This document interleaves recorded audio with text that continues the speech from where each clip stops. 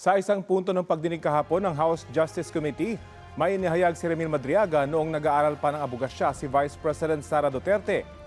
May pinahagi raw sa kanya si Atty. Ryan Ray Kilala noong estudyante pa niya si Sara Duterte sa San Sebastian College, Recoletos College of Law.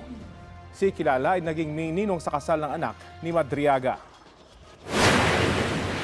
Sara was not particularly good in school, was often struggling with her academics and habitually rude and violent to other students.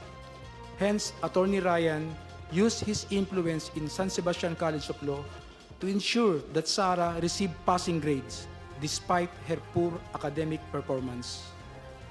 Sa isang pahayag ngayong umaga, sinabi ni Vice President Duterte na sa lahat ng anyay kasinungalingan sa pagdinig kahapon, inaalmahan niya ang sinabi ni Madriaga na kinailangan siyang tulungan para makatapos sa law school.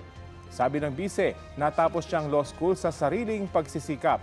Hindi raw siya humingi ng special accommodation para sa kanyang grades dahil madali lang anya makuha ang bare minimum. Hindi rin daw siya inireklamo dahil sa pagiging bastos o marahas sa ibang law students sa San Sebastian. Sabi pa ni VP Sara, natapos niya ang law school noong May 2005 at pagka-Setyembre ng taong yun ay nag-bar exam agad siya na hindi pa raw nagagawa noon sa SSC Recoletos. Relatively difficult anyang bar exam ng taong yun. Pumasa siya sa first attempt na 80 ang general weighted average. Ayon pa sa bise, malayo sa kapasidad niya si Madriaga at mga kasabat umano sa Kamara dahil hindi nila kayang gumawa ng kapani-paniwalang kasinungalingan o sumunod man lang sa rule of law. Pang-aabuso at korupsyon ng anya ang kaya ng mga miyembro ng House Justice Committee.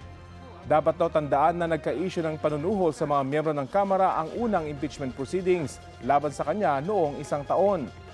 Wala raw ipinag-iba itong ikalawang impeachment proceedings ngayong taon. May pahayag din si VP Sara laban sa kasalukuyang administrasyon.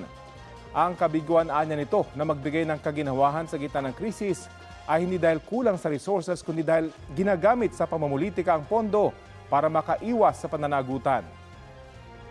Sinusubukan po naming hingan ng reaksyon dito ang Malacanang.